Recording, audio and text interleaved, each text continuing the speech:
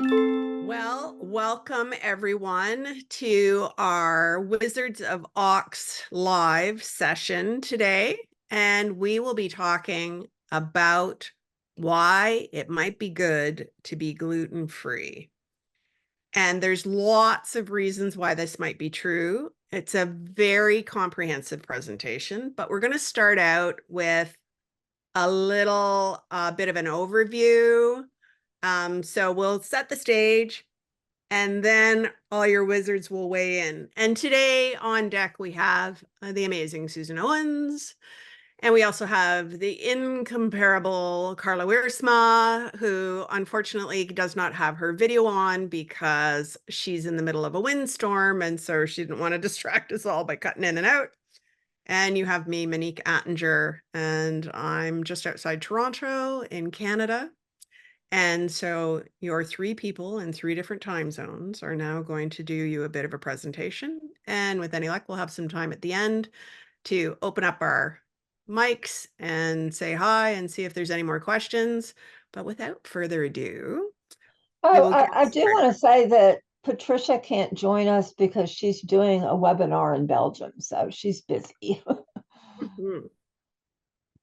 I also want to remind everybody that what we're presenting is educational information. So when there's ever a question about your own personal health, please consult with your doctor or trusted medical professional. Do not treat this as medical advice. This is for your educational purposes only. And with that, let me share a document with you folks.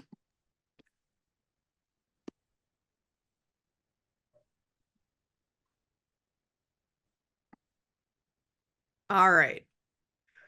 Why you might want to be gluten-free. Just by way of kind of this setting the stage idea, this is a big topic. And I definitely encourage you to see the full presentation on our Wizards of Ox YouTube channel. This little document will be available on our Wizards of Ox YouTube channel. It might look a lot prettier by the time it goes up there because it might look more like an infographic, but sometimes it's just more important to get the information in front of you. So we're going to set the stage for the presentation with a few key points. So the first one is gluten isn't so bad. If I'm not dealing with celiac or an allergy, I'm fine. Now, having heard this from people, I think it's important to say maybe not. And that's because gluten is a source of morphine-like peptides, which are known to impact both bowel health and function, even if you're not allergic and you don't have a celiac diagnosis. Leaky gut essentially starts out silently, which is also something that happens with oxalate. So why would all that matter? Well, it turns out gluten can contribute to leaky gut even without an allergy, a celiac sprue diagnosis, or other gut-related autoimmune condition. So our guts may not be in the best shape, given all kinds of factors that we deal with in the modern world, from loss of our gut microbes due to antibiotics and diet, to a bad diet in general, and also other kinds of insults to the gut where the gut gets damaged. We simply don't have the gut that our grandparents or great grandparents had. So they may have had a microbiome and a gut, an intact gut that helped them to degrade oxalate and maybe even gave them some protection from some oxalate. And note also, when we're talking about gluten, typical foods made with wheat, which is your most common source of gluten, are both high in gluten, but also high in oxalate. So this could be a 2-for-1 here. So you've gone gluten-free, so that's fixed everything, right? Well, again, maybe not. Most people who go gluten-free begin to eat high oxalate alternatives almost immediately. And a lot of the common suspects are here: cocoa powder, carob, poppy seeds, sesame seeds. when it comes to the grain alternatives, amaranth, quinoa, buckwheat, and one that turns out to be eye-wateringly high, which is chia seeds. So if you recognize any of these, this can be a considerable amount of oxalate in your diet. And you've added that to a situation where the gut's probably leaky and only starting to recover if you've just started to remove gluten. Can I throw in something? Sure. I've been at this for about 30 years. And when we first started, all of these products were not out there. I mean, being gluten-free was a really weird thing to do. And the products were terrible tasting. And I tell the story of when my father was in an adult daycare center because he had dementia. And he took the bread that they made him and threw it like a frisbee across the room because it tasted so bad. And I just laughed about that because I thought that's how I feel about it, but I'm not going to throw it across the room. But that is so different. Like when the gluten and casein free diet first started as a popular treatment within the autism community, we didn't have all these alternative products. So what that diet meant 30 years ago is completely different now. Yeah. And so you can't even think of them as equivalents because they are in no way equivalent because the new version is so high in oxalate. Yeah, extremely, extremely high. I was gluten-free. Before I went low oxalate, I was also casein-free largely. And yeah, a couple thousand milligrams of oxalate a day between almonds and spinach and beets and yeah, crazy stuff. So number 4, the relationship of oxalate and gluten starts in the gut, but it ends up elsewhere. So the danger here is that gluten, as well as some other dietary bad guys, will say like zonulin and maybe casein for many of us, may have helped to set the stage for leaky gut and the opening of the tight junctions of the gut. But then oxalate is able to enter the body more freely. And so if at that point you're eating a higher oxalate diet, you could be absorbing extremely high amounts of it. And once it's in the body, once oxalate's in the body, it can trigger the inflammasome.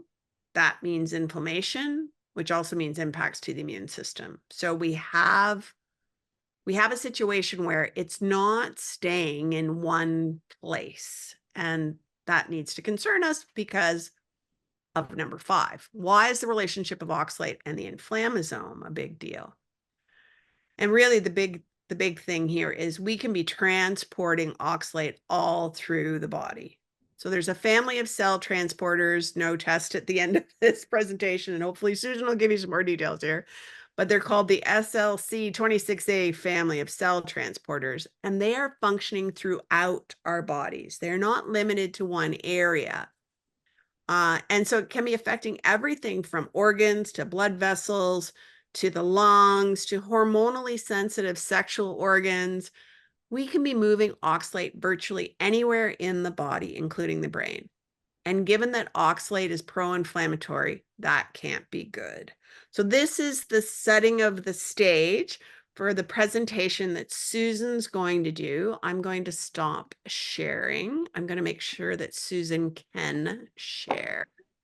It says share screen. Excellent. And away we go. So now Susan's on.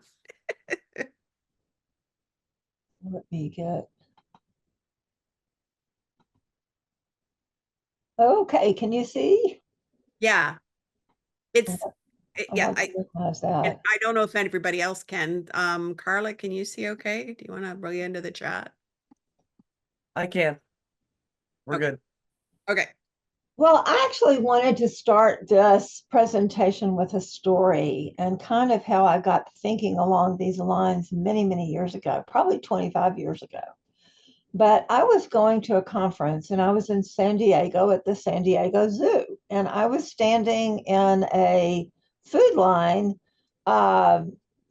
wondering if I was going to have anything to eat because I've been gluten-free since about 28 years ago. So I was gluten-free even then. And so I got to talking to the man who was standing next to me in the line, and he was a scientist who worked with the koala bears at the San Diego Zoo. And the conversation went a very interesting direction because he told me that koala bears, everything about their anatomy says that they should be carnivores, but the only thing that they'll eat is eucalyptus. And so he was saying that he thought gluten was to human beings like eucalyptus is to a koala bear. And as he went on to explain that he thought eucalyptus was so addictive to a koala bear that they just got to where they wouldn't eat anything else. And he said that they die of kidney failure and they die of all kinds of oxalate related things. Now, back when I talked to him was before there was a scientist that was, I think, getting her PhD about the time that we talked. And in the next few years, she found out that eucalyptus was enormously high in oxalate. And so it ends up that both koala bears and panda bears eat one food only. And guess what it is? Both of them are extremely high in oxalate. And so, we didn't really know about the addictive quality of oxalate, but if that doesn't tell you that there is one, I don't know what else would. But the question then becomes, are human beings eating so much gluten because it's actually addictive to us? And, is that why it became the staff of life? So those are really important questions. And, I think sometimes you have to look at things and go, well, just because this is the way we've always done it doesn't mean it's necessarily the best way to do it. And so this presentation is going to be showing you a little of my family's own adventure into understanding these things, because a lot of these discoveries were made over time. And we actually knew a lot of the people that made some of the discoveries. And so I'm going to let you in on that adventure with me. Okay, why you might want to be gluten-free. That's what our topic is today. It will make it more likely you will succeed reducing oxalate. And that's me. You're probably into organic food, possibly, thinking, oh, I'm going to do the best I can for myself. This is all about preparing our terrain. To find your healthy place, you might need more help than the hints about gluten and oxalate that you will learn about today. And why did I say that? We've noticed some weeds in our terrain that hinder progress. And, we wizards all do consults with people, and we've just talked to a lot of people, and we have noticed, kind of what messes them up, what gets them in trouble in the first place. And so what we've noticed can really be a hindrance to health is unforgiveness, bitterness, and victimhood. If you can deal with those things, then you're going to be much more likely to respond well to whatever change you make after that. And so just like how we grow organic food, pulling out these 3 weeds will provide the right environment for us to grow. These changes might accomplish more than just learning more about oxalate or gluten, but let's watch how these 2 changes in food work and why they work better together. Now, we're all standing on somebody else's shoulders. How can you find a greater health? You need to figure out, how to get from this low place to this high place by having somebody lifting you up. So these are things that will help lift you up as well. Gratitude, thankfulness, giving honor to where honor is due, awareness of how the work of others provided a place for you. And so we're going to be talking about a lot of people who provided the understanding of the science that gave a place for us to learn how to get more better health. And then providing room for those who will come after you. And that's mentorship. And, you know, whatever you're learning on TLO, that makes you somebody who can be somebody else's mentor. And we just want to encourage you to go that direction. Oh, gosh, I don't know why I did that. Wait a minute. Okay, let me see.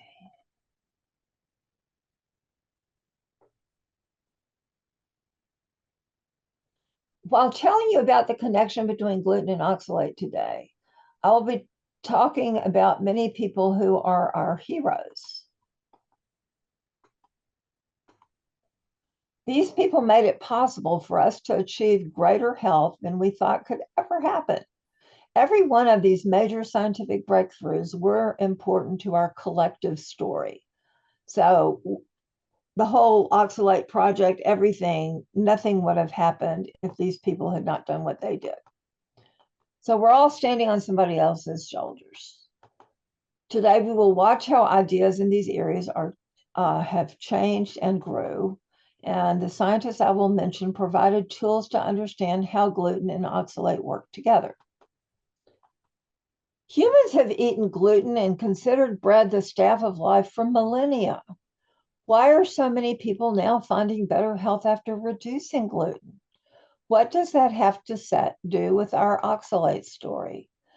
And I got this slide a long time ago, but forgive yourself for not knowing what you didn't know before you learned it. And I don't want anybody to go on a guilt trip because they're learning that, oh my gosh, maybe I shouldn't have done whatever you did.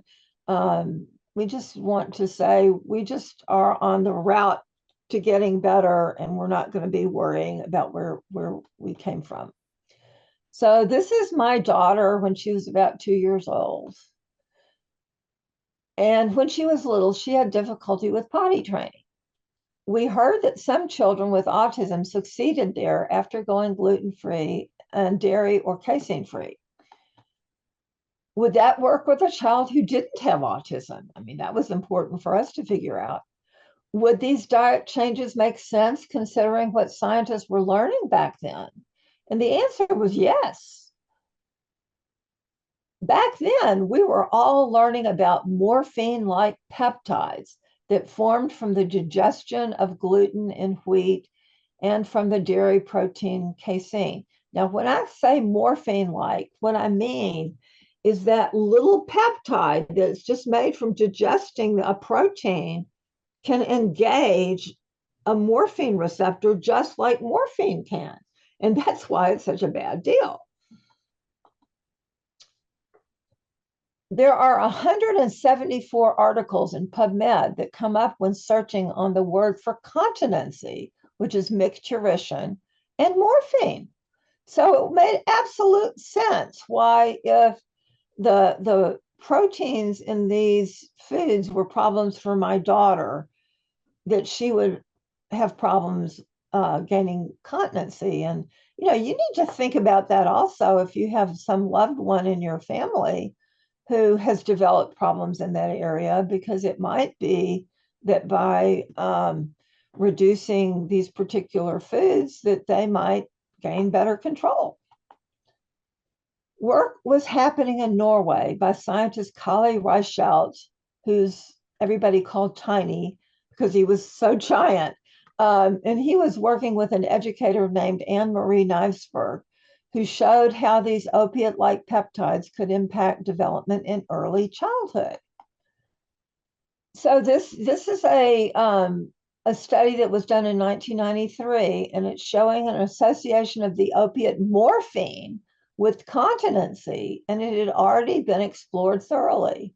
And so you can see they're talking about it having effects on micturition and the reflex and urinary retention and dribbling and continence and bladder capacity and spontaneous contractile activity. So you can see it's very tied to that.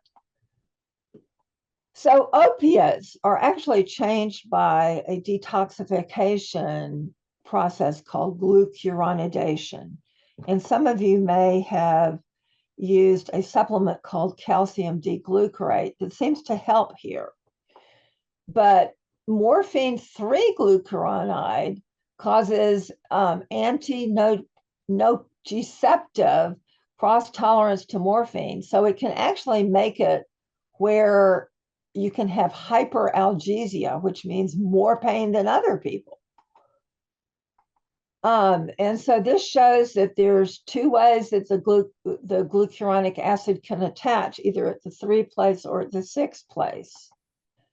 And this one is more for detoxing morphine, and this one is more for pain relief. So human genes involved with glucuronidation start with the letters UGT. So that's something that you can have a geneticist test to look at the UGT genes. There's like 3 different families, 1, 2, and 3. And they're not necessarily going to be on the shorter panels like 23andMe and Ancestry.com. So I'm going to be telling you about the opiate excess theory. A new understanding of how certain food proteins formed opioids was called the opiate excess theory. It proposed that difficulties would arise in some people because these peptides that are found in gluten, dairy, and later soy, and even in spinach, were able to engage opiate receptors, just like morphine does. Research back then explained why this dietary change totally worked for so many children. That meant my daughter and I needed to learn how to be gluten-free, and we certainly didn't know how to do it. So I decided to go on this food adventure with my daughter because I thought it wasn't fair if mom and dad could eat gluten, but she could not. So I decided to go on it with her. So soon, so many positives happened in my own health as I reduced gluten that I never tried gluten again. And it's been 28 years.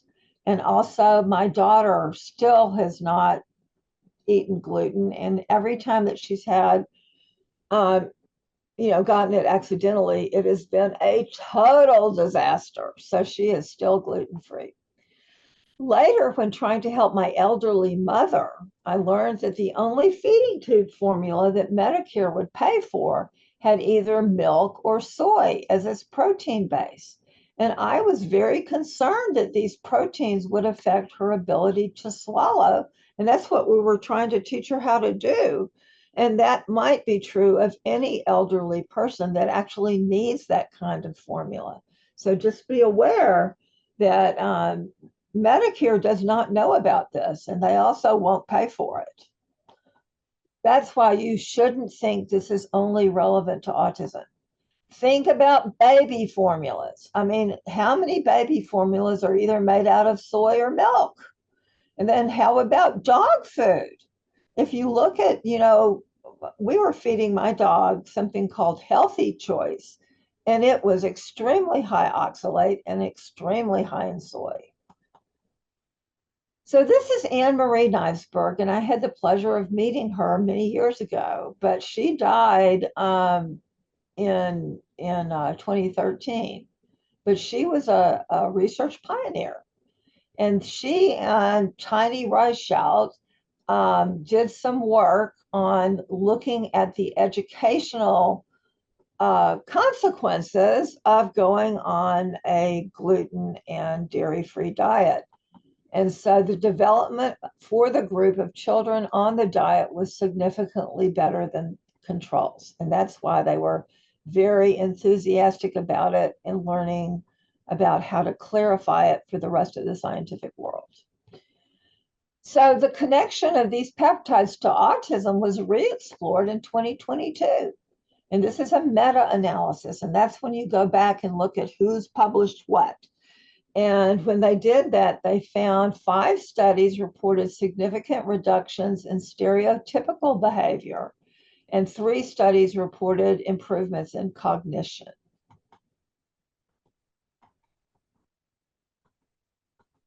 There we go. Now, also, so that you get a bigger view of how many people this could affect, I'm going to tell you what happened with my dad, because he had dementia. And right about the time when we were figuring these things out for my daughter, my father was getting worse, and he ended up in a elderly care place. And it was getting really bad because he was wandering in the night and doing bad things that you don't do because you don't have any inhibitions. And also, his language had just tanked. And so, when he went on the GFCF diet, we saw no more wandering, social and environmental awareness, and language return. And then we also started Epsom salts therapy. And so there was an elimination of sensory defensiveness, improvement in behavior or happiness, or return of personality, and no more weight loss, because he had lost a ton of weight. So we were able to reverse my father's dementia back from very close to severe back to early moderate. He could talk to me about his finances. He could talk about his grandchildren and experience some quality of life. He would absolutely crash if he got any gluten. And usually what that meant was that he got terrible diarrhea. So if that's a problem that you have, think about it. So how to deal with morphine-like peptides. This is done with low-dose naltrexone, and naltrexone is a morphine inhibitor.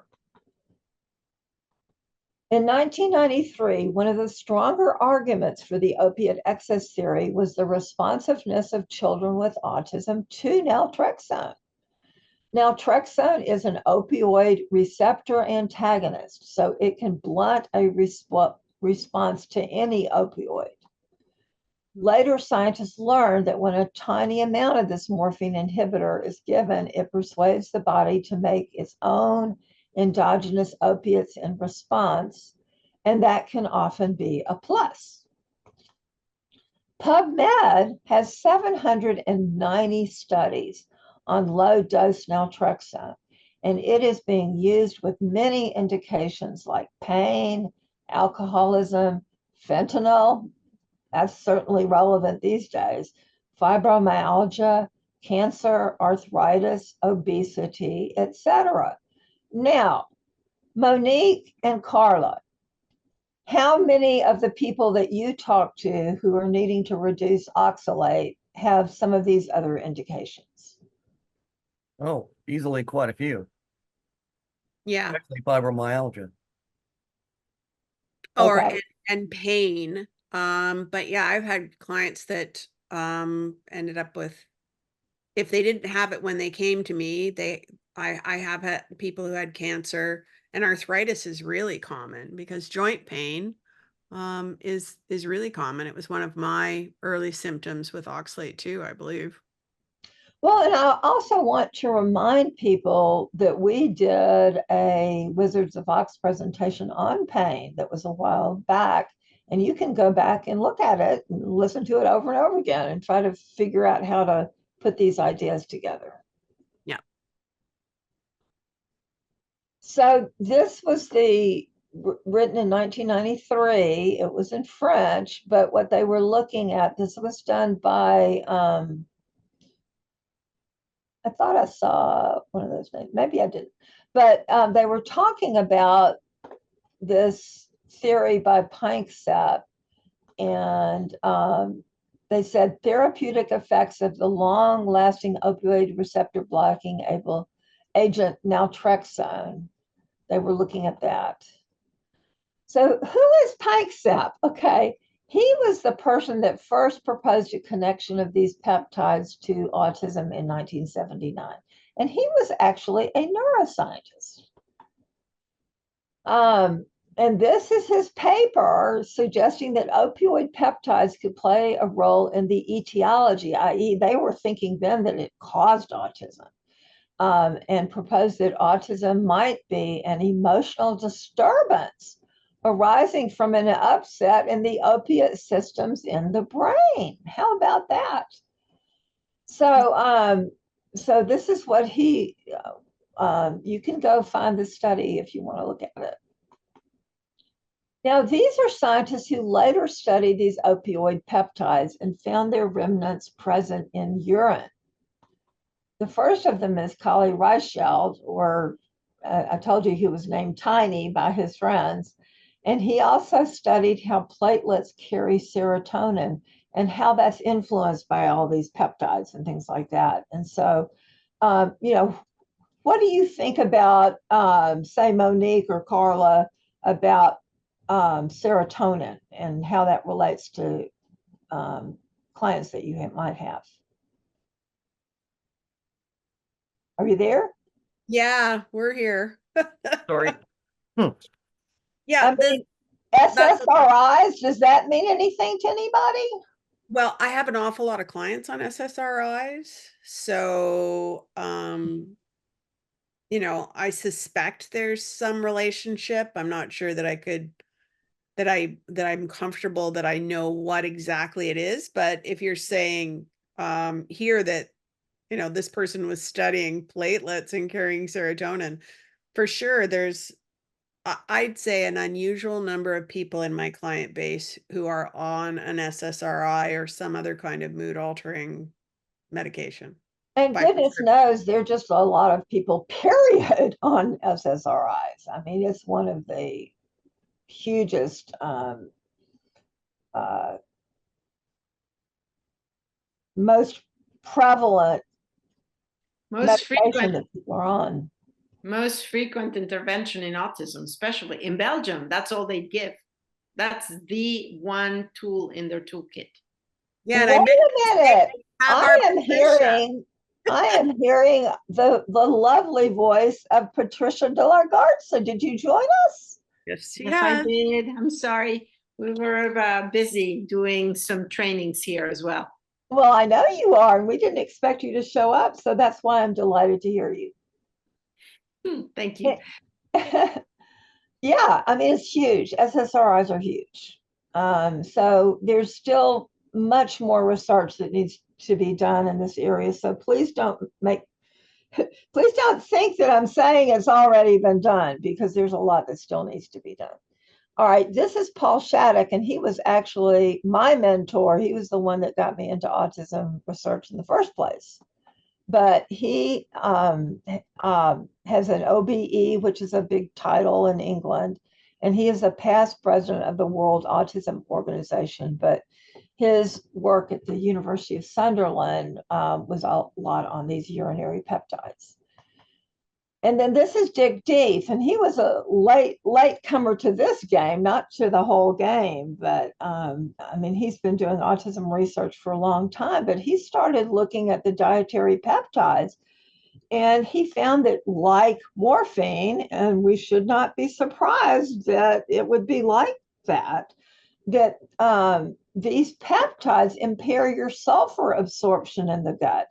Now, the reason I got into autism research in the first place was that I was fascinated by what Rosemary Waring in England was finding out about sulfur problems in autism.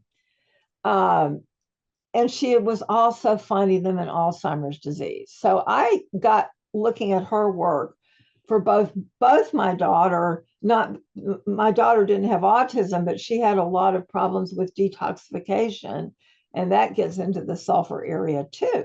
And so this is why this was extremely exciting to see Dr. Deeth connect the dots between what Dr. Waring had done years ago and then what these lovely gentlemen here did earlier.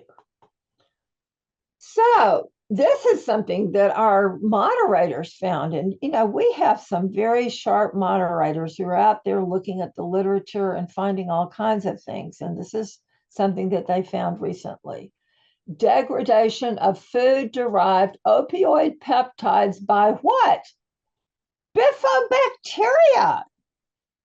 Do you know what that is? How many of you have run into bifidobacteria before? What about you and you Oh. wizards? Yeah, I mean, We take it daily. Patricia knows probably more about probiotics than I do, but this is definitely one of the ones where I see people get benefits if they take a probiotic product that's got bifido strains in it. Well, you never thought you were dealing with opioid peptides, No. right? But I went into Amazon and just did a listing of how many bifidobacteria stuff they have, and look at all those. So, I mean, it's definitely, and I just want to also add that a lot of these treatments that we found work were some things that our ancestors figured out was helpful. They didn't know the science behind it, but they just noticed that the people that ate these things were doing better. So they started putting it in yogurts and things like that. No, it's great for oxalate. It's great for if you have histamine issues, it can be helpful. And Yeah, and so you've there are been taking them. aspects. There are aspects of how these things fit together that we're just now learning, and that's really important. So learning about opiate excess meant my daughter and I needed to learn how to do a gluten-free diet because we certainly didn't know how to do it. So we joined a local celiac support group, which I totally recommend to you if you're going to go gluten-free. And I even got to lecture there about immunology, and it was about the HLA type stuff that we're going to be talking about in a few minutes. So that was really exciting. We also started to go to food expositions like this one done by the Dallas support group that I went to. And so you've probably seen lots of these cookbooks out there for gluten-free baking. And what do you notice here? Do you notice something about oxalate here? There's a lot of chocolate there. There's a lot of chocolate. So I walk into this big, gluten-free exposition, and I look at the cookbook that they're selling there. And the cookbook has nothing in it that is not extremely high oxalate. I mean, if it didn't have oxalate, they would add oxalate. It was just shocking. But of course, none of the people that were selling the cookbook knew anything about oxalate. And so that's when I decided that I needed to change that story. So what was obvious, oh gosh, I can't even read it. What was this thing? What was obvious at these gluten-free expositions is that most of the foods being sampled and in their cookbooks were incredibly high oxalate because none of the organizers knew about high oxalate foods.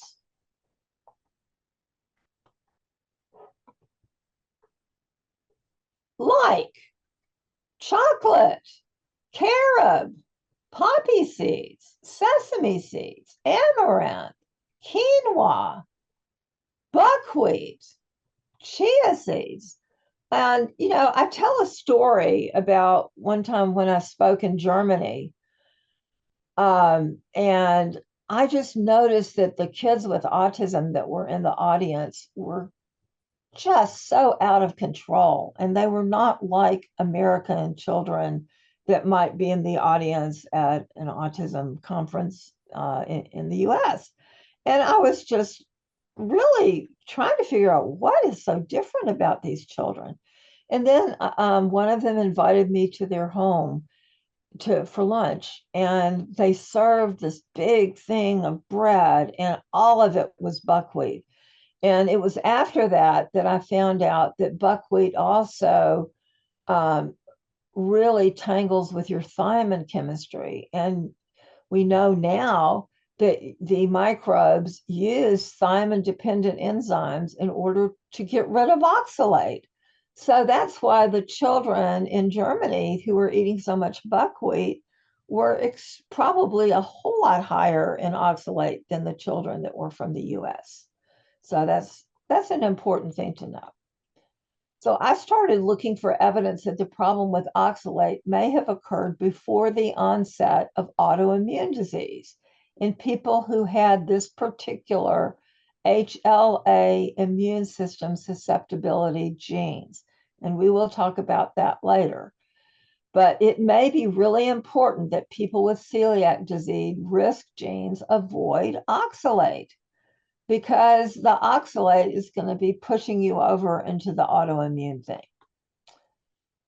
So anyway, when I went to the support groups for people with celiac disease, that is how I became acquainted with Dr. Kenneth Fine, who was the medical director of that support group. So that was the celiac sprue support group. And it was later that I found out that he was running a laboratory called Lab. And at the time, diagnosing celiac disease and autoimmune gluten sensitivity involved a complex and invasive biopsy of the gut. And I think maybe I was talking to you, Monique. I can't remember who I was talking to, but definitely before people would let you get the biopsy of the gut, what would they tell you to do, Monique? Oh, I had a doctor tell me to do this not that long ago. It might have been 3 or 4 years. But they were going to do an endoscopy, and yeah, I was asked if I would eat gluten for 6 weeks so that they could find out whether or not I had a celiac diagnosis or not. And I just said, absolutely not. And then they did the little biopsy and they told me, oh, everything looks fine. And I thought, yeah, it's because I haven't eaten gluten in like 20 years. That was how my grandmother was, or my mother-in-law was diagnosed with celiac disease. She had to eat gluten for a certain amount of time, and then they did the biopsy and it came up positive. Well, Yep. it's not necessary. I mean, that's the important message here, is you can figure this out without putting your body through that. Now, I will also say, to kind of tag on to what you said earlier, Monique, that my daughter went to see a gastroenterologist when she was in high school, a long time ago. But he spent the whole time we were talking to him trying to talk my daughter into going off her gluten-free diet. And the reason he did that was that the idea of restricting your diet of anything was a horror to him. Oh, there's a lot of people out there who still have that position, especially in the nutrition world. So I run into people all the time who think that somehow if you restrict a food group, terrible things are going to happen. But as somebody who is been gluten-free for all these years, I can't say that a terrible thing happened. And if anything, I'm looking personally at dropping dairy completely out as well, because I think I'm one of these people who's having impacts from that.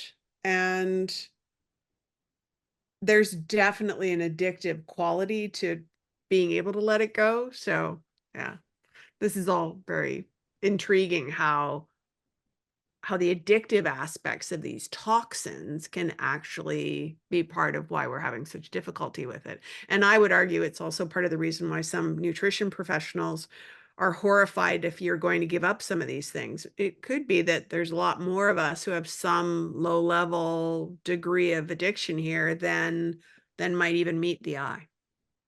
And well, I mean, all I of agree us with have that. heard about fentanyl, and people are dying from fentanyl. That's an opiate. So I can definitely actually give a opiate. very good example of that. When Ian was hospitalized, that was initially after his surgeries, and he was intubated to keep him immobile, so to speak, so he wouldn't be ripping out chest tubes and stuff. He was on fentanyl, and I saw that and lost my ever-loving mind. And, they explained there's a reason that we're giving this. And the reason I had figured it out was because he had a prescription for methadone. And I was like, what? Yeah, that would concern anybody. And they explained, we're going to wean him off the fentanyl very slowly.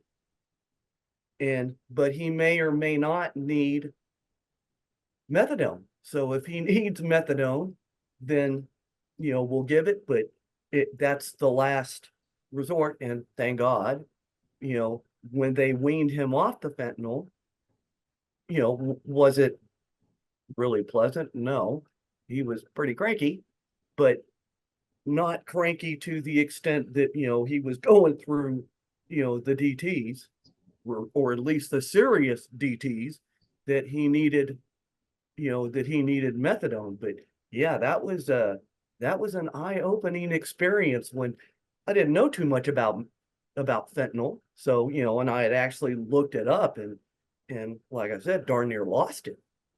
Now everybody's heard of fentanyl. Yeah, but I was like, whoa, you're thinking about giving my kid methadone? Are you nuts? But Well, I also want to talk about that. I had a next door neighbor who had prostate cancer. And so the surgery for that went fine. But what they used, for the surgery was morphine. And after that, he ended up with terrible gastrointestinal problems that were much more serious than anything that was related to the cancer that he had. And so, if you're one of these people that just can't get rid of constipation, maybe you need to be looking at this food sourced morphine as well to see if that has any impact on your motility. So let's see, going the wrong direction here. I also met the chief laboratory scientist at Entero Lab, and this is Dr. Ogunji. And they found that the main perpetrator of the immune response to gluten is not antibody. And that's what they measure in your serum. That's what they're looking for when they're trying to figure out, do you have the genes for, celiac being a problem? But it's T cells, T lymphocytes, producing tissue damaging chemicals called cytokines and chemokines. So they're also looking at malabsorption. So they can use the stool, which is non-invasive. They just give you this little, something to put your stool in, and then they can do all these other tests. And it's just a lot easier on your body. So the incidence of celiac disease is increasing over time, as are so many other really chronic illnesses. And so the prevalence of biopsy-confirmed celiac disease is estimated at 0.7%. So a little bit out of one, a little bit more than 1 out of 100 people. So while diagnosis based on serology, that means looking at your blood, is estimated at 1.4% of the population. So it's not that many people, but that's not the only gluten sensitivity there is out there. And we're learning more and more about the other people. And so this is why I began to make the case for oxalate being the initiator of issues in people with celiac disease. Initiator, that's an important word, happening before the gluten sensitivity. In other words, they might have the oxalate problem before they have the problem with gluten. And so I wrote this article. Interest has not slowed down at all. That was 2015, and it is still being read by, maybe 30 scientists every week, at least, something like that. It is ranked higher than 87% of the studies written by all the scientists at ResearchGate, which is about 25 million scientists or something. So it has been read more than 58,000 times at celiac.com. So they track that too. This is a paper that explores why oxalate has been left out of the model of celiac disease, but could be an intrinsic part of the problem. It also discusses why patients making their own observations may be better at noticing things that can later direct science. It has been shocking how many scientists have read that paper and found it very motivating, because that's the one thing that I hear from people who read it, is that it's motivating. Let's see.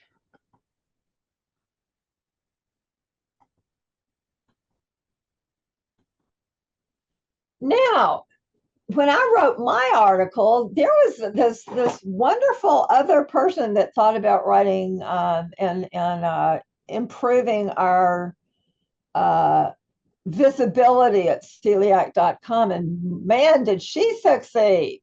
She piggybacked onto mine, and her article here was ranked as the most read article at celiac.com in 2015. Can we all do a little applause for Monique? That's just amazing. But she was talking about how to succeed at reducing oxalate on a gluten-free diet. And then she wrote another article, Get Your Superfoods, Eating High Nutrition Without the Oxalate. So what year was this, 2016? Yeah, I think 2016. One might have been early 2016, and then the other one was later on in 2016. So. Yeah. But so you were talking superfoods a long time ago, weren't you? Yeah, it was. So how our innate immunity works was only discovered in 2002. When they discovered this complex that forms within our cells that eat things from the environment. And it's called the NLRP3 inflammasome.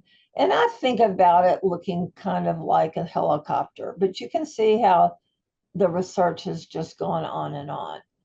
So what issues might activate the inflammasome and lead to chronic illness?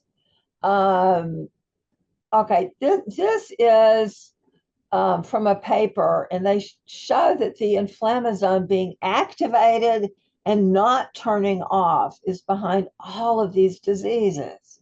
And oh my gosh, you can see that there are things that are just chronic illness that all sorts of people have. And so oxalate, uric acid that causes gout, and nystatin, which is used to treat fungal infections, all have can activate the inflammasome.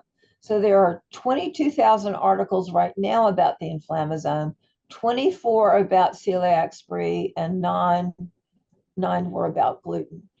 Okay, so after that, I wrote this article, Celiac and the Inflammasome. After that discovery was made and I found out about it, then so I was looking at the reasons for the relevance of oxalate and other triggers of the inflammasome. Okay, and so this article was only posted this last year on ResearchGate. It is a deep dive into the science of how oxalate is related to autoimmune disease with the involvement of the inflammasome. So that's the newly characterized prime mover of the immune system that was discovered in 2002. And so that particular item already is higher than 55% of the articles at ResearchGate. So the connection between oxalate and autoimmune disease wasn't initially my idea. In 2016, that was a big year, wasn't it, Monique? That's a big year. Yeah. It was a big year. A Frontiers Journal editor contacted me with a surprising request. She liked my work on oxalate and wanted me to write a paper about the connection between oxalate and autoimmune disease. At first, I thought she was crazy, and I didn't know if I could, drum up enough stuff to write an article. But the first thing that I wanted to do is find out what was happening in our group on TLO. And so I designed an anonymous poll before I was willing to tackle her article, I did this poll of everyone at Trying Low Oxalates who had a doctor diagnosed autoimmune condition, and 96 people answered the poll. I asked them about any other diet and lifestyle choices they had made. That included their gluten-free status, and it included asking how high in oxalate they had been before they found us. And that was where the shock was. I was staggered that 85% of people asking that had autoimmune disease had been over 300 milligrams in oxalate a day. That is double what used to be considered a high oxalate diet. And that is a fraction of what some people are eating nowadays, like just a fraction. It's crazy how much people are taking. Well, for those of you who heard Dr. Miller's lecture to us, at the end he had questions and had this little debate with one of our list mates who was saying, I've been eating like, I think she said 3 grams of oxalate a day. And he was in shock because in the lecture he had said, that 200 was high. Yeah. And there are people out there who are claiming things like 200 are actually low. And so it's astonishing to me how even what limited testing I've looked at or done myself has changed the ranges over time on what's considered a normal amount of oxalate, for instance, in a daily urine. So if you do a 24-hour urine oxalate assay, it used to be that the ranges were set by folks like the Mayo Clinic, which I think at one point their website said you could be diagnosed as having hyperoxaluria if you had more than 45 milligrams in a daily oxalate intake. And when I did my test, they considered 100 milligrams a day to be in the normal range. Really? And I did that one. A few years in. So my doctor allowed me to do a couple of them. The first test that I did for my doctor, when I was pretty sure I was oxalate dumping, so I had waited until I felt really cruddy. My first oxalate test that I did with him, I threw 293 milligrams in a daily. Oh my gosh. Now that's proof of dumping, isn't it? It certainly is. But I mean, to say then that 300 milligrams a day, it's astonishing the levels that people are getting to now. If I'd have started this diet at 300 milligrams a day, would have been a cakewalk. Would have been a cakewalk compared to what I did. Well, I would not be the first person to say that if you look at American health, it has never been worse. I mean, there's so many people that are chronically ill now, and we've just made all of these changes. They're so different from what our parents experienced, and even more different from what our grandparents experienced. And we've changed so much. So we're kind of getting, our comeuppance, if you will, for making all of these changes that we thought were good, and really our motivation to change them was advertising. Somebody else told us to start eating spinach. Nobody would get that idea on their own. So, anyway, 59% of these people that answered our poll had already found it was important to be gluten-free. Nobody told them to do that. And I'm sure their doctor probably didn't. I mean, can you think of anybody you've talked to who says that their doctor advised them to be gluten-free if they had autoimmune disease? No. Anybody?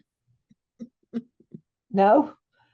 So among those who do not have celiac disease, being gluten-free had already become a choice in about half the people that were answering the poll. So each person averages having about 2 autoimmune diseases, and that is absolutely true. I myself, in my lifetime, have had 5 different autoimmune diseases diagnosed. And right now, the only one that kind of I still have is the multiple sclerosis. So this was the results of that test. So this was the poll of members of triangular oxalates. And over here, I'm looking at the percent of people that had these different diseases here who experienced a positive change by reducing oxalate. And you can see there's variability there. But the bigger change was in people with celiac disease. How about that? And in psoriasis. And then if you look at their gluten-free status, look at the difference between those. These are the people that had the positive change reducing oxalate, the gluten-freers, 56 and 54, 65 and 35, 94 and 6, 56 and 44, 69 and 31, 50 and 50. So that didn't make that much difference for rheumatoid arthritis. 36 and 64, 58 and 42, and 60 and 40. Isn't that staggering? It's actually interesting to me that it didn't make that much difference for people with rheumatoid arthritis, because when I was in my 20s, I was diagnosed with rheumatoid arthritis. And part of the way I solved that was I was doing my master's degree in library and information science, and I had access to online databases for medical journals before most of the world did. And so I actually dug into the medical journals to see what things helped with allergies and autoimmune conditions, as well as what things helped for arthritis at that point in time. And one of the things that came up for me was gluten, and I took it out of my diet. I was in my 20s. How about that? Well, I'm not saying we've learned everything. We certainly haven't. Yeah, So yeah. we have more adventuring to do. But this is interesting to look just at the differences between the gluten-free and the not gluten-free in positive response to reducing oxalate. Isn't that amazing? Mhm. Okay.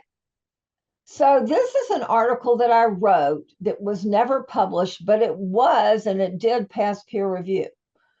And this is the potential relationship between oxalate and autoimmunity. This is the study that the Frontiers Journal asked me to do, but then they rejected their article. They would not print it because it contained a poll.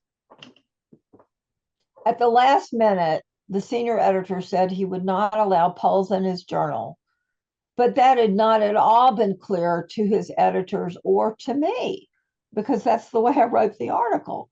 And so nobody said anything about that. So since it was already accepted in peer review, I was given the choice to publish it without the poll, but I thought the poll was too central to the argument. It had 103 references, and I may still republish it with updates. But what's remarkable was this diagram in the study. These are how many gut issues were leading to autoimmune disease. Do you see all these things? Autism, Down syndrome, inflammatory bowel disease, Crohn's disease, short bowel syndrome, bariatric surgery, celiac disease, hyperoxaluria, and cystic fibrosis. There's all stuff showing bad guts with all of these conditions. But then you come over here and you look at the autoantibodies in these diseases, and these are all the articles that are related to that. So definitely there is a connection between things going wrong in your gut, being high in oxalate, and having autoantibodies. Now, this is one of my favorite books in the whole wide world. It's called The Immunochemistry of Man, and I bought my own copy of this probably 20, 30 or, well, probably 25 years ago. But the man who wrote it died about the year or two after he wrote it. And so I was never able to talk to him, and I would have given my teeth to talk to him. So each of us humans have an immunological haplotype that geneticists can determine. That haplotype selects which germs we can fight well and which germs leave us extra vulnerable. So we don't have an equal chances of fighting everything. And that's why you know that when you have um, you know, a time when everybody, is facing something like we did COVID recently, an epidemic, that not everybody gets it. And some people don't have any tendency to get it at all. And all of those are because we have some traits that predispose us to having autoimmune things happen to us when we are exposed to food antigens. Celiac sprue, or the autoimmune response to gluten, is like that. You carry the celiac risk gene only if you have the celiac susceptibility haplotypes. But if you lack that gene type, you might be vulnerable to some other food in a similar way. So you might not develop celiac disease, but you might develop some other autoimmune disease. And even then, gluten can still give you a leaky gut that exposes you to those other food antigens. And we're going to show you how that works in a minute. But before we get to that, I want to talk to you a little bit more about your HLA type. What does your HLA type determine? It is the great randomizer. It is like, this is how we know we are not alike. HLA is the genetics that predict how your body is going to respond to exposure to things in its world. It is the great randomizer that makes sure not everyone will die after an epidemic. There will always be a remnant of survivors because they're going to have a very hardy immune response to the germ. It tells you which germs you can handle and which you cannot. It tells you which food exposures will set you up for autoimmune disease and which of the hundreds of autoimmune diseases you are more likely to develop. If your immune system is not prompted to respond, then those occasions will not lead to future immune problems. When it does get reactive, like when you are sick, autoimmunity can be prompted. When it is reactive and you are exposed to foods that are bad with your particular haplotype, then you may develop autoimmunity. And just for a second, I want to show you the kind of lists that are in that book, because here is one of them. And I was trying to, I couldn't get it to show up on my computer for some reason. But you see those long lists? These are different haplotypes, and this is the list of diseases associated with that haplotype that happen because of exposures to something in the environment. Now, this is not how we generally think about disease, because we think it's the germ that does it. And we're not thinking that there's something about me that makes me more susceptible to the germ than somebody else. Is that a radical idea? Well, it takes us back to the idea of, terrain, which I think has largely been abandoned, but it does mean that it's not one size fits all, right? Nothing about Nothing that. is one size fits all. Yeah. Just throw that away, So I'm going to do the screen share again, hopefully. All right, here we go. Oh dear, now I've got to get to where I was. Okay.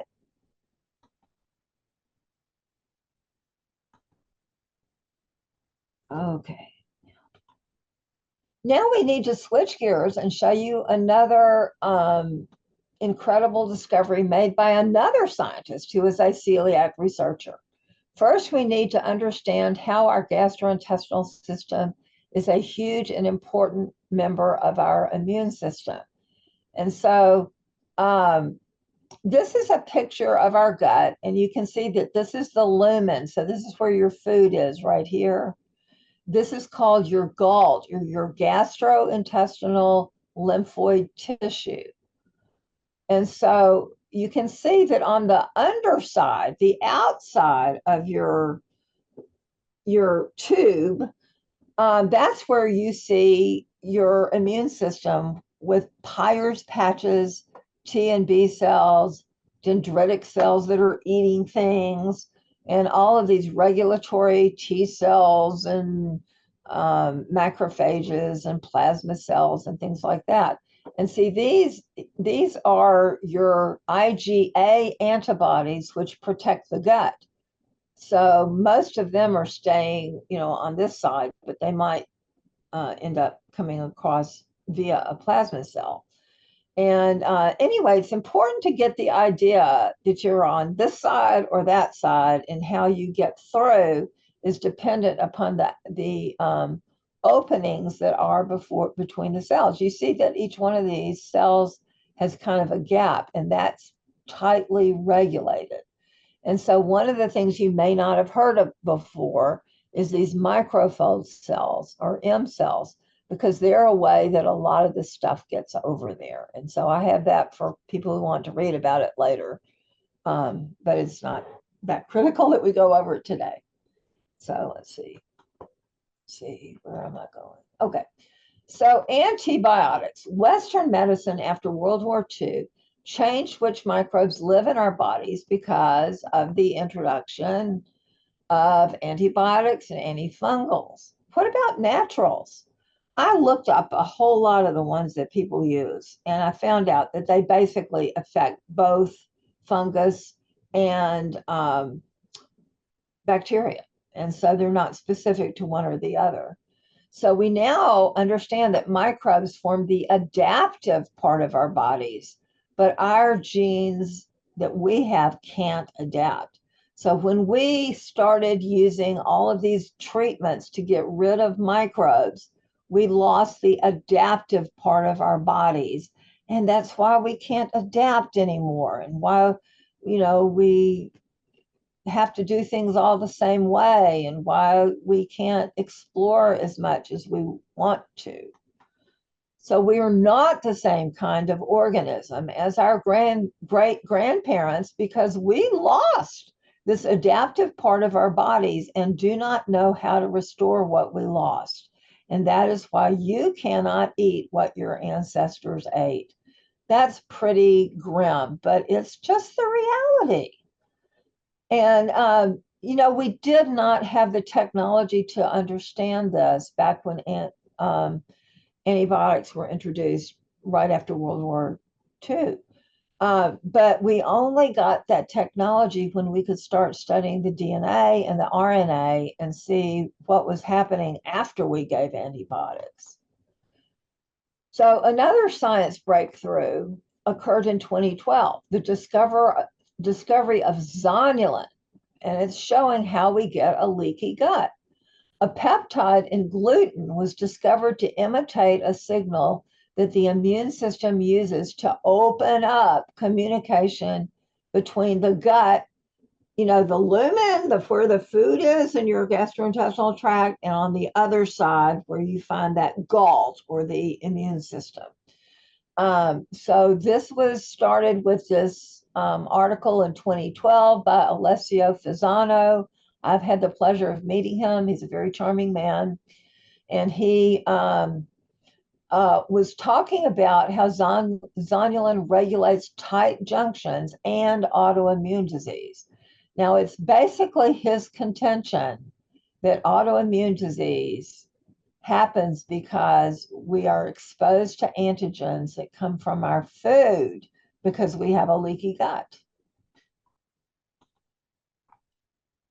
Oops.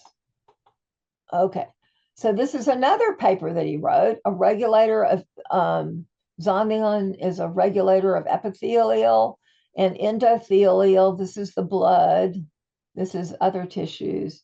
Barrier functions and its involvement in chronic inflammatory diseases.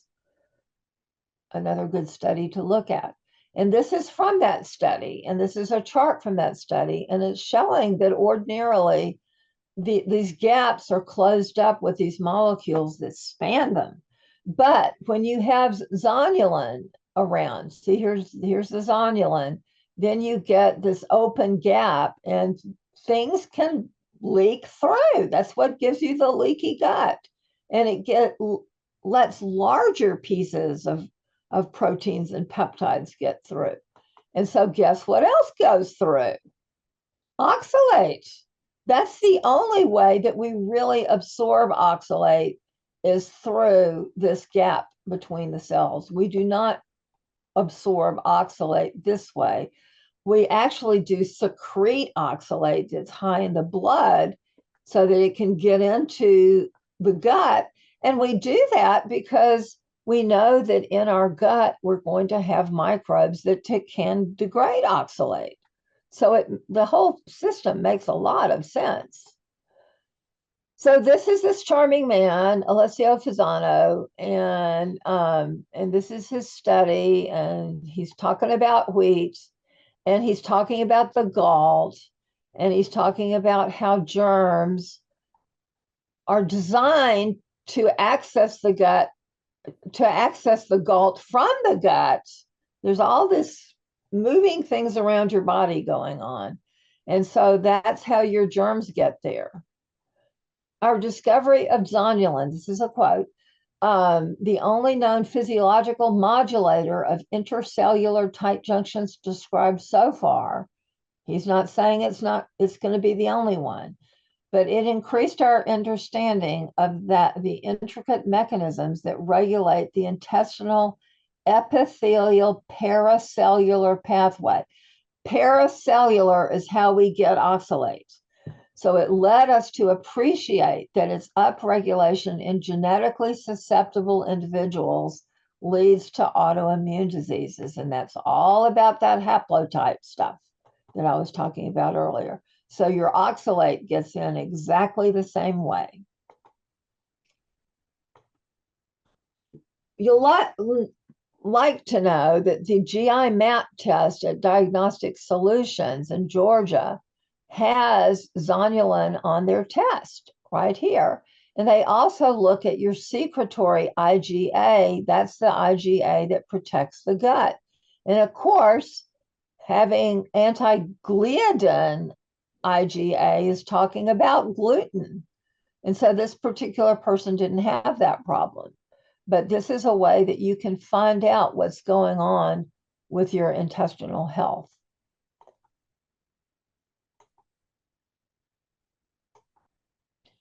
Now, what is the microbiome? It's all of the different microbes that communicate with each other and have a whole community going on.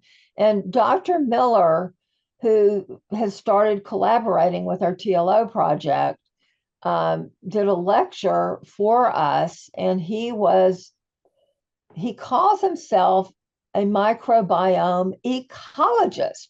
So he is looking at how does it work as a system and how does it keep itself happy and healthy.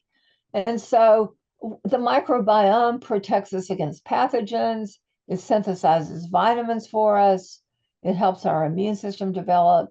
It promotes intestinal angiogenesis, which is making blood vessels. It promotes fat storage. This short chain fatty acid production, which are really important and occur because of the fermentation of dietary fiber. Now, has one of you ladies been more getting into the dietary fiber thing? Hello, anybody there? Yeah, this is a tough one because, some people do really well with fiber, some people don't. But I've certainly been looking at like if people are going to make use of fiber options, where might they want to go to get it? Yeah, so I think there's still so much ongoing in terms of what our understanding should be of fiber as well. Like all of these things are all at the moment developing. It's really wonderful when you think about it that, human beings have had at least 1,000 or 2,000 generations. And all this time before we introduced antibiotics, everything knew what to do. And then we got in and just decided, well, we don't need the microbiome anymore. I mean, we just didn't realize what an important part of our bodies it was, and that it was even modulating our central nervous system. So it's pretty amazing. Yeah. So I meant to fix that slide, but a history of antibiotic or antifungal treatment may compromise the efforts of our microbiome. And this is just one paper that's showing all the different things that it does for us. And it's going away too. All right. Secondary hyperoxaluria happens as oxalate gets through those gaps left open from gluten peptides. So it's creating the situation of secondary hyperoxaluria. We've seen people consume more than 12 times this much oxalate since advertisers started calling high oxalate foods healthy. Gluten-free foods and dairy substitutes can be crazy high in oxalate. And so these are some other sources of getting oxalate added to your pool, and you need to be watching those things too. But B6 deficiency can also lead to more of a leaky gut, or even excess oxalate can lead to more of a leaky gut, allowing even more oxalate into the body to store and cause inflammation. So, well, what difference does it make? Well, the problem is if once you get that oxalate into your blood, then it can go everywhere. And this is where our project has been huge in helping the scientists and everybody else to understand that oxalate goes all over the body and may be responsible for many, many autoimmune diseases and other diseases. So scientists discovered in the late 1990s that transporters for sulfate determined where and when sulfate will be available for enzymes that use sulfate. But if oxalate is high, that's what will cross into cells where sulfate is needed. So the cells are saying, send me sulfate, and instead they're getting the other. And I'm sure this is going to turn this thing off. I didn't mean to do this automatically, but anyway, they learned that sulfate and oxalate exchange for each other and also exchange with other select anions that move across from opposite sides of the cell membrane using these transporters. So any place oxalate is elevated, it will go where cells are crying out for sulfate or even for a change in pH. So we know there are 10 of these transporters. Some of them transport iodine, some of them regulate pH, and some can exchange sulfate with oxalate, evening out the levels on opposite sides of a membrane. So this shows you on one side of the membrane and the other side of the membrane. So this paper shows the net intestinal transport of oxalate reflects passive absorption that's going through those gaps, and then the oxalate transporter is actually mediating secretion. So it's how we get the oxalate from our blood side into the gut. And why does it do that? Because the gut is where the microbes are that can degrade the oxalate. Yeah, your body's trying to get rid of it. Huh? Your body is trying to get rid of it. Yes, it's a fabulous system. We're really well designed. And so this study shows that in the wild type mice, so they're the ones that everything's working the way it ought to, that the absorption between mannitol and oxalate is pretty equivalent, but secretion is stepped up way higher with oxalate because that's the job that needs to be going on there, is getting rid of oxalate when its level is high. But you can see that when they get rid of the transporter for this SLC26A6, there's practically no difference between the wild type, means the just normal mouse, and the one that has been genetically modified. So there's your secretion, is the big deal. Very different from absorption. So where will oxalate and sulfate travel? The Human Protein Atlas allows us to see where these transporters are expressed, and that tells us where oxalate may become something that disrupts the function of sulfate and may also produce mitochondrial damage and a disruption of your mineral metabolism. So this is where you go to get the information about it. You can look up each one of those transporters separately. This is one of them.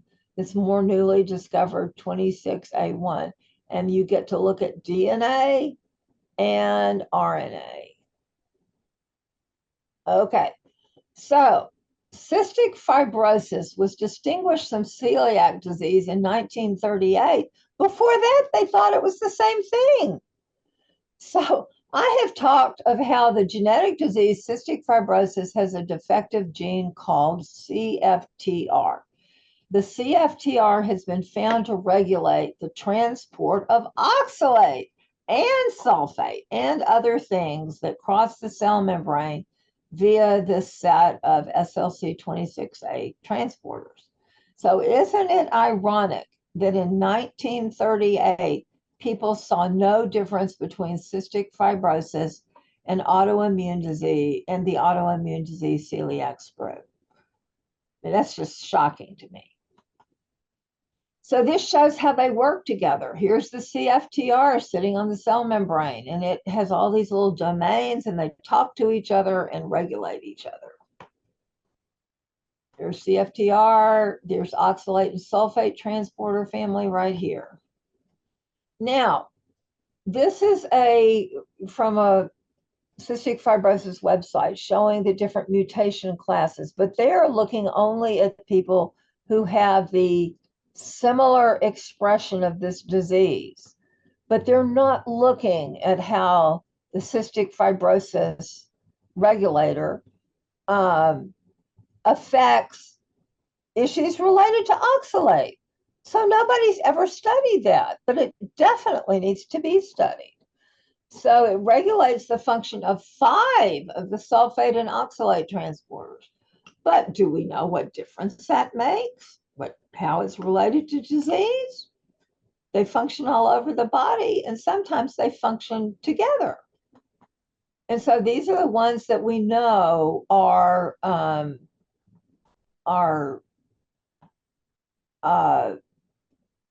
work with the CFTR.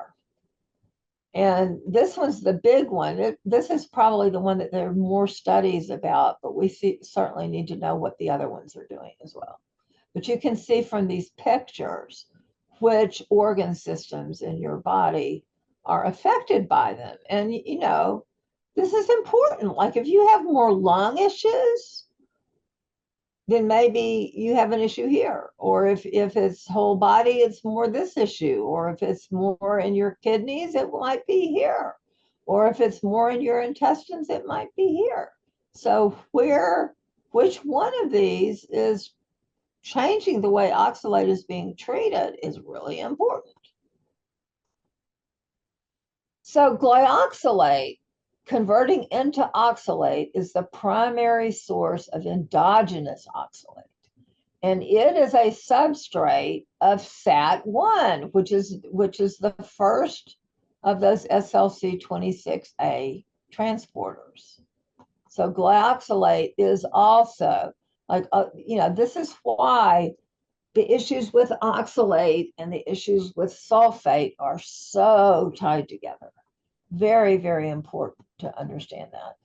So salicylate is also shown to moderate sulfate transport along with all the other moderators of the same chemistry. But this study was looking at the placenta. Does it regulate other members of the SLC26A family, the salicylate? We don't know, but we also found out recently that our bodies make salicylate. So it's not just a drug, it's also something that our bodies make. So here we have, and I've shown this on one of our other Wizards of Ox things, but you can see how many things travel on the same kind of transporter. There's your salicylate. So that will do for now. Are there any questions? And I'm going to And- stop sharing. Thank you. I have one. Yeah, we're hoping that everybody's not completely overwhelmed, but yeah, let's jump in. Go, Carla. What was the name of that book again that you were talking Oh. about? The first edition that talked The about immunochemistry of man? immunochemistry of man? Yes. Cool, thank you. I will Well, be. well, he died, and it is such a hard book. Let me tell you, it is really, really tough science. And for that reason, with the man dying and not being there to promote his book, it's kind of, there are very few people who have a copy, and I actually have 2 copies of it because I didn't want it to disappear. But to me, it is the most important book I've ever read, which helps us to understand why we're not alike, why we all don't have the same diseases and the same problems. Mm. Any other questions, anybody? Oh, feel free to unmute yourself. Well, we can always wrap up the pre-recorded part of our presentation and then maybe let people ask questions unless they want to put them in the chat, or unless they're comfortable with the idea of unmuting themselves and talking with us. It's all depending on what you're comfortable with. So if you don't want to talk publicly, then let's go ahead and sign off. So while people are thinking about questions they might have, I'm just going to remind everybody that this is for educational purposes. The whole idea here is to help you understand the playing field so that perhaps we can do some smarter moves on that playing field. And we do have somebody with a question here. I sometimes hear that grinding your own wheat and or eating sourdough bread overrides gluten problems. It sounds Totally not correct. yeah, okay. Totally not correct, because they don't know enough about gluten, and they're asking the wrong people. Okay. Yeah, fermentation is really about microbes. It's not necessarily, well, it would depend what fermentation does to.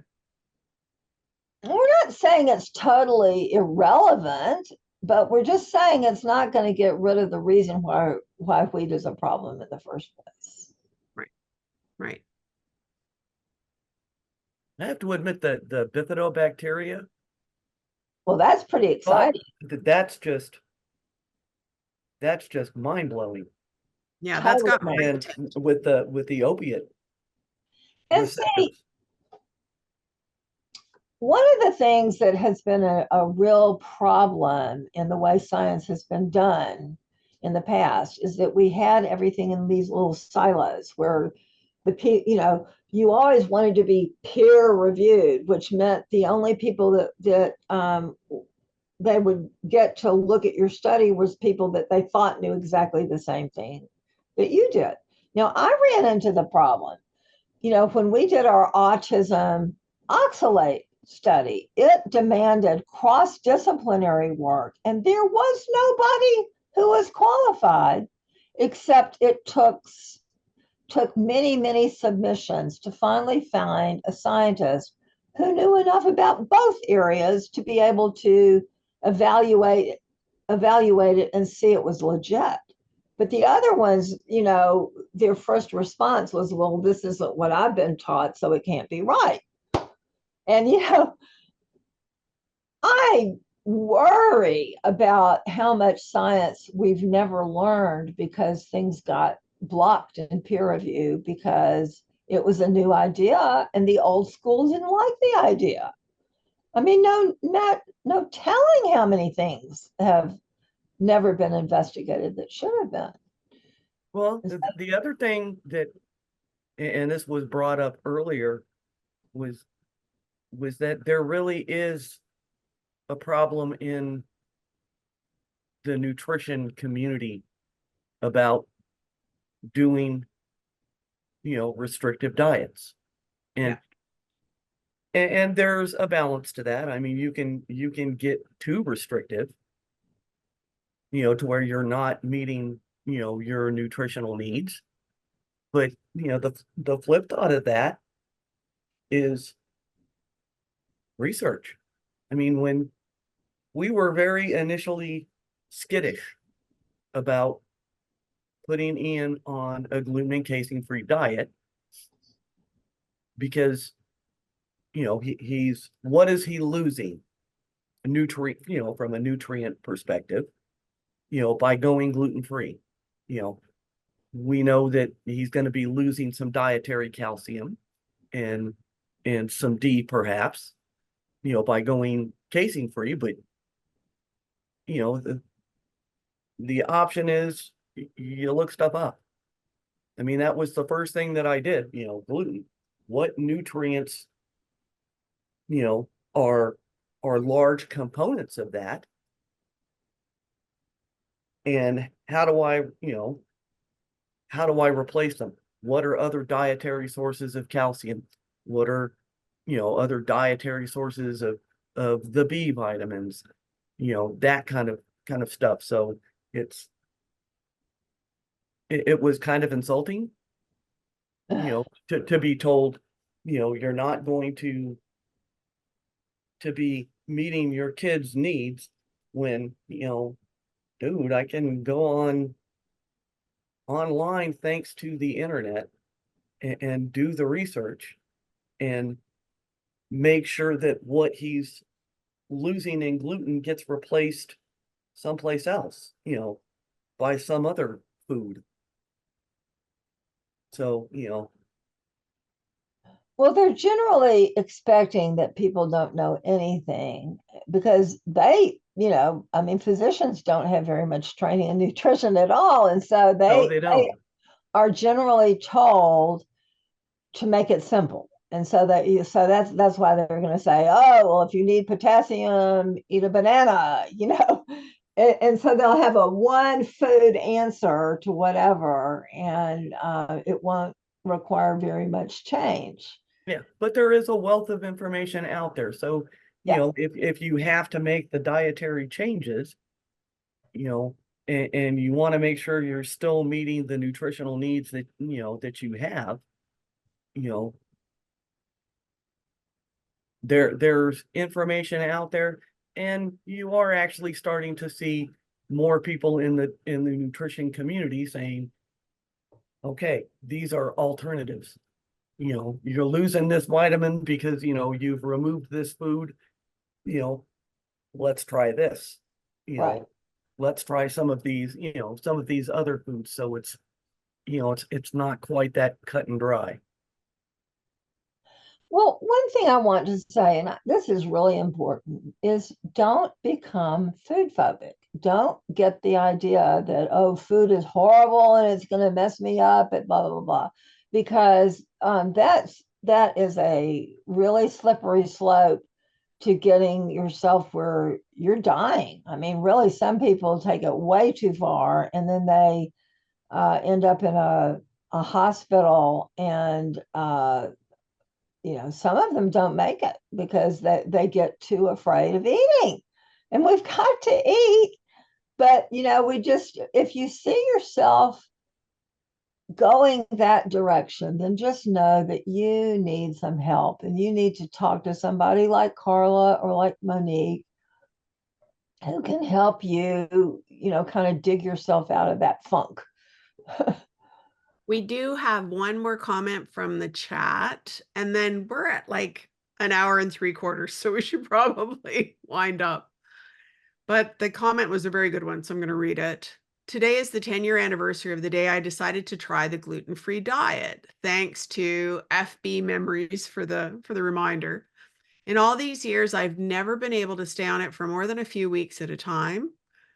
You're absolutely right about the addictive nature. Thanks for this session. Education can help us when our willpower fails. And that's from Lisa. So Thank you. thank you, Lisa. And with that, thank you so much, everyone who attended. Thank you for hanging in there. And, we're going to hope that you're engaging with this material. Maybe we'll see things on the FB Triangle Oxalates group. we would really like to help our members to understand as much as possible of the context for why they're making some of the changes we suggest that you make, and so that you can really make good choices for yourself as well. And something else I want to say is the reason I put this together, telling you about all the people that made the discoveries, is that somebody's going to make another discovery next week. It's like we have to realize that this is like a river. It's moving all the time, and we're going to learn more things as we just go along. So just, be along for the ride. And these wonderful scientists that have incredible training and know how to do things are going to learn some things that are going to make our life a whole lot better. I think about that when I think about cataract surgery. And, it used to be that after you got to be 50 something or other, you just quit doing anything because you couldn't see anything. And now, nobody has that problem anymore because somebody figured out how to fix it. So hang in there. We don't know exactly how to fix everything right now, but we're moving that direction. We're doing a lot of work to try to get the scientists to do the work that we need. So we take your story and then we go knocking on their door. And with that, thank you everyone from our 4 wizards, Susan, myself, Patricia, who's joined us from Belgium during the presentation, and Carla. And hopefully we'll see you in a couple of weeks when we come back with another great topic to entertain and educate you with. Have a great day.